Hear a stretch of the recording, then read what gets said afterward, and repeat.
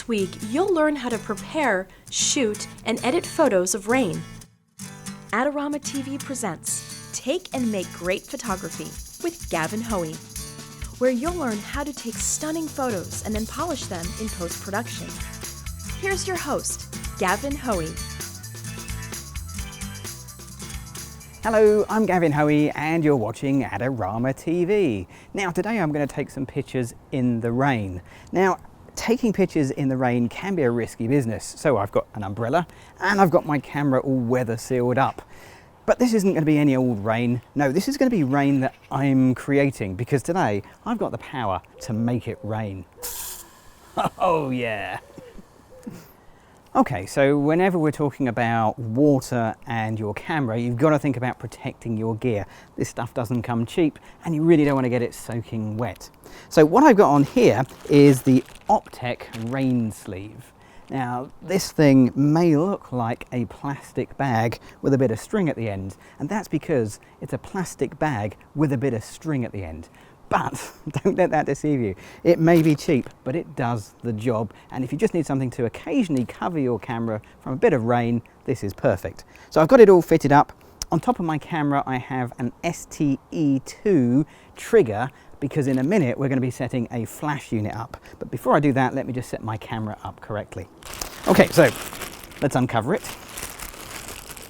So I'm going to be working in manual mode. So I'm switching to M for manual, and then I'm going to choose an aperture. Let's go for an aperture of f8, something middle of the road. And my shutter speed, I'm going to choose the sync speed for the flash of 200th of a second. ISO, we'll keep that nice and low, we'll put it on 100. And then finally, because I'm the only one that's going to be taking this photo, I don't have any assistants to come and help me, it's just me. I'm going to use the self timer. So I'm going to dial in the 10-second self timer so I can actually have enough time to trigger the shutter and actually go and put the water on the umbrella. Okay, so that's the camera setup. Let's set up the flash. Now, because it's not a particularly bright or sunny day, for this shot I'm going to use flash. Now I need to get my flash attached underneath my umbrella. Now I could just attach it here, but it would stick into the shot quite a lot. So I'm actually going to mount it a little bit lower down on the lighting stand. And I'm going to use this little clamp here. This clamp's rather good. It has a small stud that sticks off it. So I can clamp this onto the light stand and then use another umbrella bracket, angle that up and attach it on like so. My Canon 580 flash gun is now underneath the flash, pointing in the right direction. We'll turn it on so we're ready to go. One last thing to do, and that's to protect the flash. So I've got what looks like a plastic bag, because yes, this really is a plastic bag. We'll put that over the flash gun because this area is going to get very wet, and even though it's an umbrella, I still think there's a fairly good chance this could get a little bit wet, and I'm not taking any chances with my flash. Okay, so the last thing you've probably noticed is the background. So I've hung up a black background. It's one of the pop-up backgrounds. It's made of material, so if that gets a little bit wet, it should be fine. It'll dry out very, very quickly. But because I'm using a sprinkler, I can be very directional about where the water goes. So fingers crossed, most of it will come over here and not too much on the background, and hopefully none at all on the camera. Okay, so I'm ready to take some photos. So let's get the camera going. So first thing I need to do is just make sure it's all framed up and in focus, and then press the shutter. And now I've got 10 seconds. So let's start the water going. Countdown, nearly there. And there you go. Okay. So that's shot number one.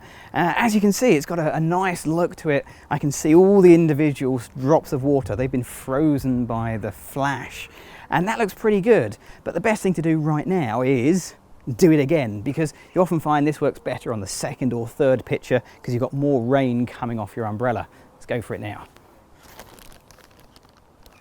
Okay, 10 seconds, here we go.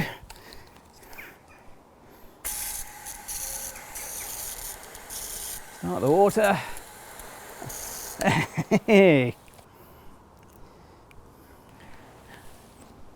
Okay, so That's the rain shots done. I want to do one more shot. I want to include my hand in the picture, actually holding the umbrella. But to do that, I'm not going to use the flash, because if I use the flash, it's going to light my hand from below, and that's going to look wrong. So let's switch to aperture priority mode on the camera, and we'll reshoot this without flash.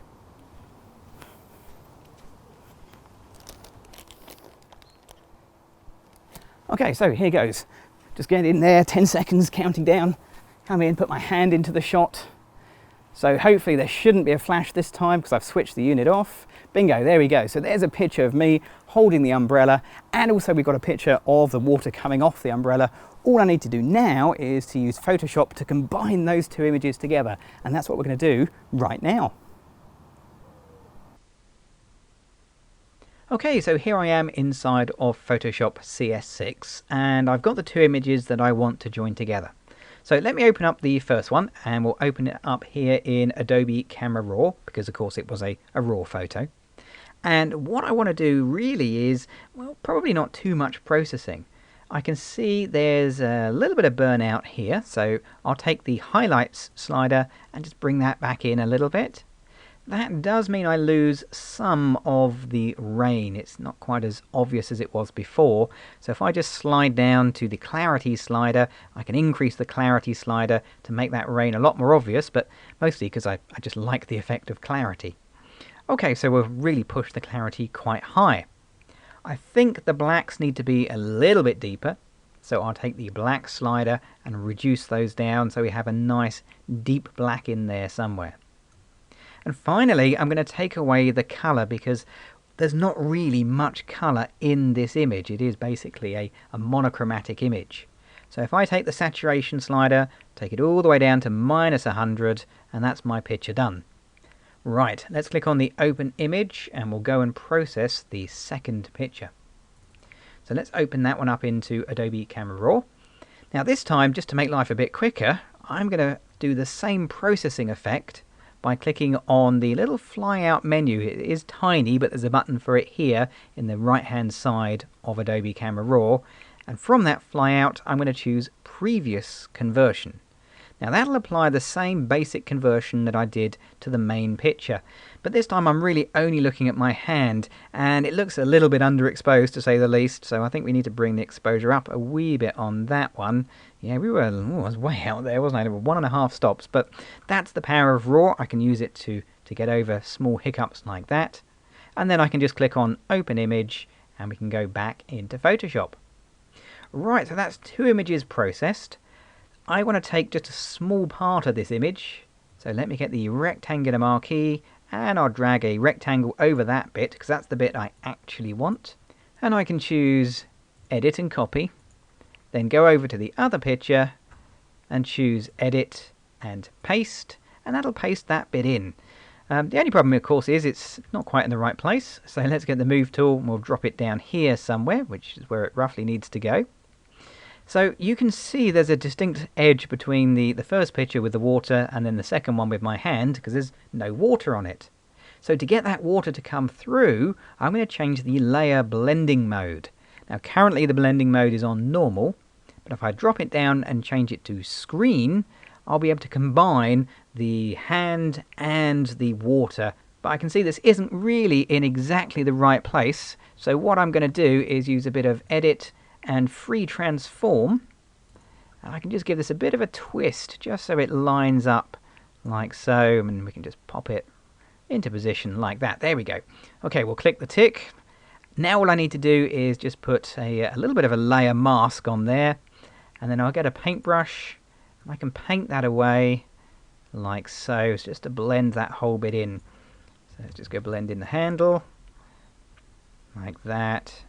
Now you can see here, of course, that the pole does seem to go through my hand, and that's a bit of a problem with the screen blending mode, but not a problem we'd have to live with, because I can simply click on the background layer, and then I'll get black as my foreground colour, and I can just paint on that background layer with a bit of black, and that will hide the pole, and I'll see the bit that I'm actually holding. There you go, that makes it look a lot more realistic. Okay, last thing to do is just one little crop. So I'll get the crop tool and we'll just go in nice and tight because I don't think I need the whole of this umbrella in. I think we can tell the story by having just part of it, which is going to be that bit right there. And there you go. There's my final picture complete. Adorama TV is brought to you by Adorama, your best source for the equipment and knowledge you need.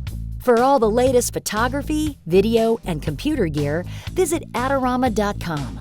Place your order by 7 p.m. and it ships the same day. Plus, the next time you're in New York City, be sure to visit our store, located on 18th Street between 5th and 6th Avenue.